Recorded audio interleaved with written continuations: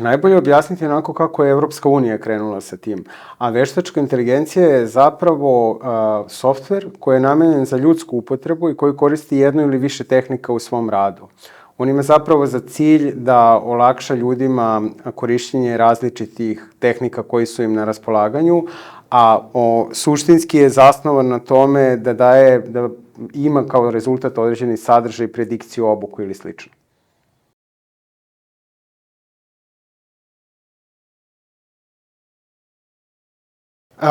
Budući zakonodavni okvir bi bilo najbolje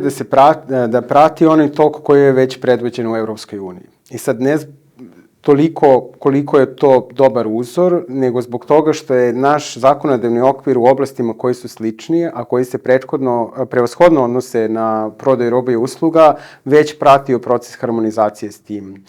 okvirom. A bez obzira na to, taj zakon bi u najmanju ruku morao da reguliše ono što je predmet tog zakona, odnosno odgovor na pitanje šta je veštačka inteligencija. Treba da reguliše i da definiše izraze koje upotrebljavamo, jer mi danas imamo situaciju da su se neki izrazi već odomaćili, a da mi nemamo jasnu predstavu šta oni zapravo znače. Pa bi u tom smislu bilo dobro da reguliše, na primjer, šta je sam pojam veštačke inteligencije, ko su korisnici veštačke inteligencije, ko su pružaoci usluga, ko su distributeri, ko su uvoznici.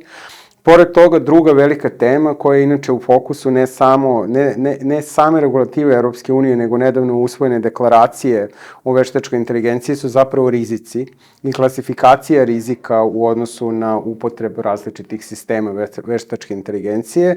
Nakon toga, logičan izbor je zapravo regulisanje prava i obaveza učesnika u tom procesu i na kraju, ali ne manje bitno, je zapravo uspostavljanje sistema kontrole poštovanja obaveza istih tih učesnika u tom procesu.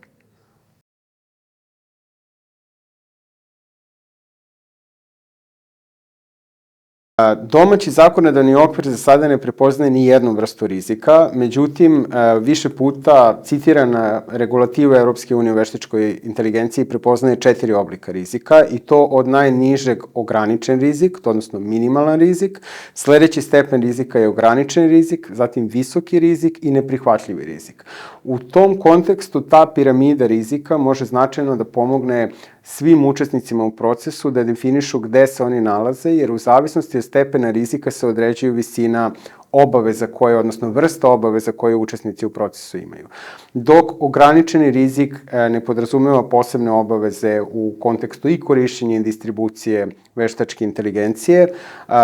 odnosno minimalan rizik, ograničeni podrazumeva neke minimalne obaveze transparentnosti, kao što je obaveštavanje korisnika da zapravo komuniciraju sa mašinom. Sledeći stepen, odnosno treći stepen rizika, u tom smislu visoki rizik, podrazumeva dodatne obaveze, prethodne procene i posebno obaveštavanje, vođenje računa o osnovnim pravima i slobodama lica koji se u tom slučaju koriste veštačku inteligenciju, posebno obazrivost po pitanju bezbednosti prilikom upotrebe veštačke inteligencije, dok najviši stepen rizika, takozvani neprihvatljivi rizik, izaziva najveći stepen i potencijalnih posledica na korisnike veštačke inteligencije i samim tim je on i ograničen za upotrebu. Znači, on kao takav može se koristiti samo u ograničenom broju slučajeva i zapravo je prevashodno predviđen za predstavnike, odnosno da državne organe ili državnu upravu, kada su ciljevi upotrebe određene veštačke inteligencije toliko opravdani da zapravo imaju veći interes od zaštite prava pojedinaca, što moraju da budu jasno i vrlo očigledno ograničeni slučajevi.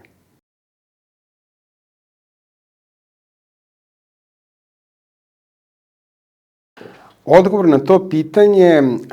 podrazumeva zapravo postavljanje dva početna pitanja. Prvo je pitanje koji je cilj konkretnog AI, odnosno veštačke inteligencije, odnosno sistema upotrebe veštačke inteligencije. U tom smislu može da nam pomogne i klasifikacija rizika o kojem smo ranije pričali. Nakon toga moramo da postavimo pitanje da li u upotrebi konkretnog sistema veštačke inteligencije dolaze u obzir određene posebno osetljive grupe. To mogu da budu maloletnici i grupe koje imaju posebne fizičke ili psihičke karakteristike i da li zapravo te grupe imaju dovoljno izraženu svest i znanje o tome kako taj sistem potencijalno može da utiče na njih. Jedan od indikatora kako mogu da se procene rizici, odnosno koje bi potencijalno mogli da se tretiraju kao viši rizici, jeste da li se veštačka inteligencija, na primjer, koristi prilikom zapošljavanja, upravljanja zaposlenima, samozapošljavanja, da li se koristi prilikom određene vrste karakterizacije lica po određenih ličnim svojstvima ili osobinama, da li se koristi biometrijska identifikacija lica i tu je posebno bitno napraviti razliku da li se koristi biometrijska identifikacija lica na daljinu ili neposredno. I još jedan klasičan primer bi bile subliminarne tehnologije koje idu značajno iznad svesti pojedinca i koje zapravo imaju mogućnost da daju izbore kojim sam korisnik veštačke inteligencije nije bio svestan u trenutku kada je zapravo počeo da koristi konkretno rešenje.